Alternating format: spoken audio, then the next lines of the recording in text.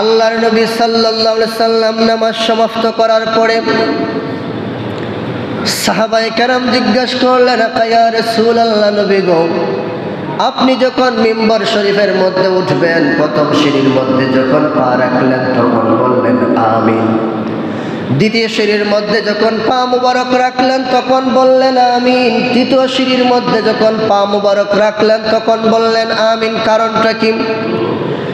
নূর নবী সাল্লাল্লাহু আলাইহি সাল্লাম বললেন, রে সাহাবায়ে কেরাম, শুনে রাখো, আমি যখন মিম্বর শরীফের প্রথম সিঁড়ির মধ্যে পা মুবারক রাখলাম তখন জিবরাইল আলাইহিস সালাম বললেন, ইয়া রাসূলুল্লাহ, আপনার ওই সমস্ত উম্মতগণ হতভাগা যারা রমজান মাস পাওয়ার পরে জীবনের গুনাহ খাতা মাফ করতে পারল না, তাদের প্রতি অভিশাপ।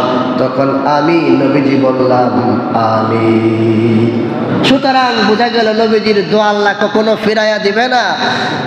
এর নবীজি বলেছেন, রমজান ফাইয়া যারা গুনাহ মাফ করতে পারলো না তাদের মতন হতভাগা এই পৃথিবীর মধ্যে অভিশপ্ত আর লোক নাই। এর জন্য প্রিয় মদনগরবাসী মা বোনেরা, সবাই এক বাক্যে জবাব দেন, এখনো সময় আছে, ইবাদত করার দরকার আছে কিনা নাই?